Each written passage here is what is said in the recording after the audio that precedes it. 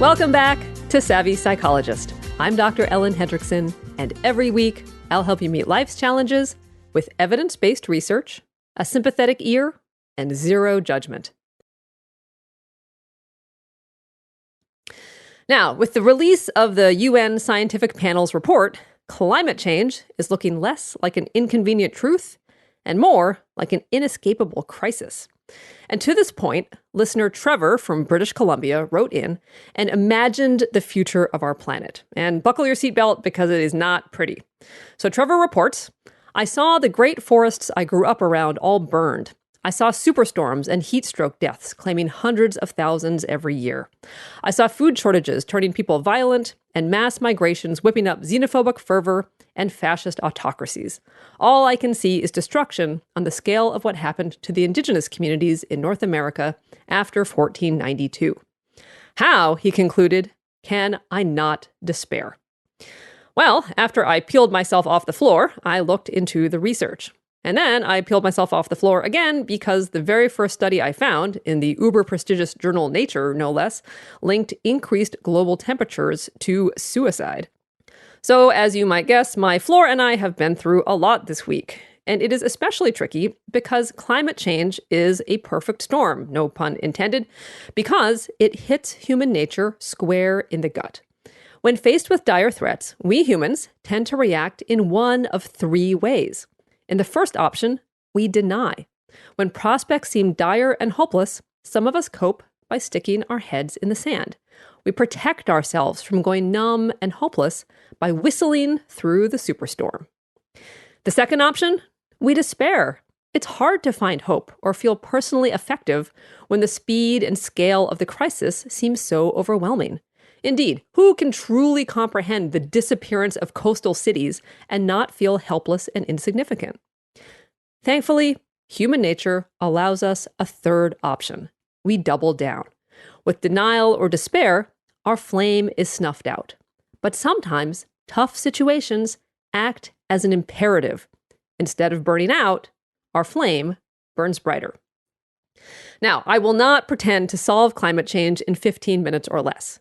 But this week, let's talk about 7 ways to deal with your climate change despair.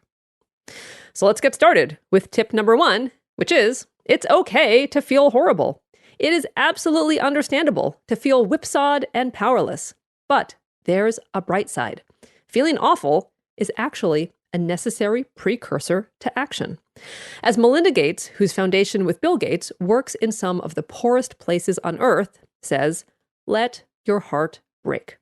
To paraphrase, when you see suffering and injustice, now or in the future, it's hard to resist turning away. But feeling awful gets the wheels turning, she says.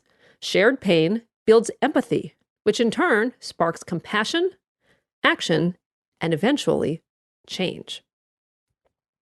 Tip number 2 is remember that worry isn't an action. It's okay to feel bad, but let's also talk about a phenomenon called metacognition, our thoughts about our thoughts. If you're freaked out about climate change, put your brain under audit, because often there's a mistaken belief that worry or anxiety equals awareness, involvement, or being ecologically woke. In other words, there's a misguided idea that if you're not freaking out, you don't really care. But this is faulty thinking. Consider this. Does worrying about your grade help you pass your exam? Or does studying, in other words, taking action, help you pass your exam? Same principle applies to mitigating climate change. Freaking out is neither an action nor a virtue. Which brings us to tip number 3. Don't give up on small steps, but don't rely on them either. Now, it may feel like your efforts to remember your reusable grocery bags and give up eating beef are too little too late, that no matter what you do, you're only 1 in 8 billion. When you look at pictures of the California wildfires, recycling that yogurt cup seems laughable. But don't give up on small steps. It is true that climate change can't be stopped just by foregoing bananas shipped from Guatemala, but just as climate change was caused bit by bit, it can be mitigated bit by bit.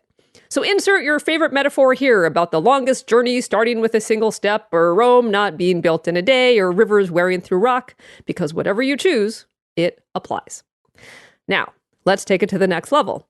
While small steps are important, they are not sufficient.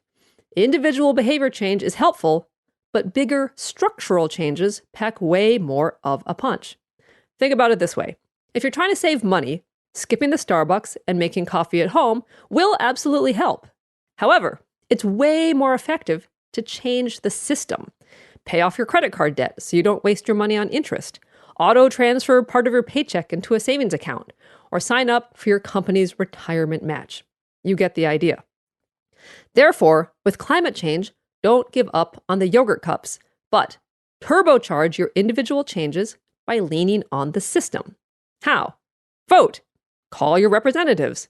Push leaders to make structural changes, from local bike lanes to international emissions reductions goals. Tip number 4, keep a lid on the zealotry. Now, many of us who despair at climate change might focus obsessively on an individual behavior change in order to feel efficacious.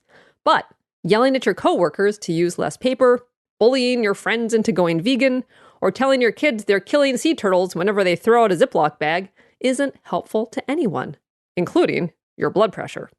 In addition, it's counterproductive because it eats up all your energy, leaving little for leaning on systems, like in tip number 3. Okay, now, tip number 5. Focus on what will gain. So a study out of Cardiff University in Wales found that with some exceptions, framing climate change messages as a gain, as opposed to a loss, made people feel more positively about climate change mitigation. So, for example, rather than a loss-framed message of, urgent, donate now or we lose the polar bears, a gain-framed message of, take action, together we can save the polar bears, was more effective. Furthermore, gain-framed messaging made people perceive the climate crisis to be more severe, a counterintuitive finding. So, why do gain-framed messages work? Perhaps because people can hear them with less fear and more hope. Therefore, when you talk about climate change, whether to others or as a pep talk to yourself, think of it as mobilization. It's tempting to resort to scare tactics and easy to degenerate into nihilism, but to be effective, hope, community, and gains are the way to go. Okay, speaking of community, here is tip number 6, which is get to know your neighbors. Now, we usually think of disaster preparedness as stocking up on batteries and water, but a more effective strategy may be to build strong connections with your neighbors. Why? Well, aside from all sorts of physical and mental health benefits conferred by a sense of community and belonging, in a natural disaster, true first responders aren't necessarily official agencies, but your neighbors. For example, a study published in the journal Social Science and Medicine examined how communities in the Tohoku region of Japan dealt with the March 2011 earthquake, tsunami, and subsequent meltdown at the Fukushima nuclear power plant. Researchers found that in communities plagued by low trust and high crime before the crisis, more people died than in neighborhoods with high social cohesion. Essentially, communities with closer ties and higher trust knew ahead of time who was sick, elderly, or otherwise needed a hand and were able to act quickly in a time of crisis. Likewise, for residents of Futaba, a town in Fukushima where everyone was evacuated due to radioactive contamination, better mental health after the disaster hung together with high levels of social capital, which was measured by participation in volunteer work and social events after displacement. And finally, tip number 7. Remember, humanity is scrappy. We started the episode with the human tendencies to deny, despair, or double down in times of crisis. So now let's take another look at human nature. The bad news is that humans are wired to pay attention to the present, not the future. So for all the pleas to think about our children and our grandchildren, climate change probably won't get our full attention until it's in our face. Think how hard it is just to get people to save for retirement, much less save the planet. But once a problem is immediate, humanity pays attention. And fortunately or unfortunately, as climate change affects more individuals directly, voices become louder and the call for change becomes more insistent. Finally, a last bit about human nature. Let's take Hurricane Katrina, one of the first storms that started whispers about the role of climate change.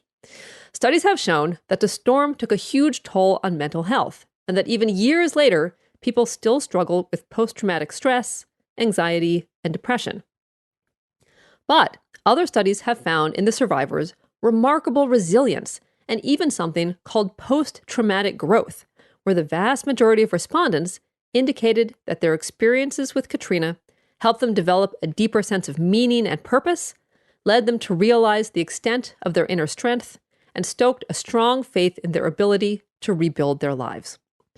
To wrap it up, it is human nature to despair in the face of seemingly insurmountable odds.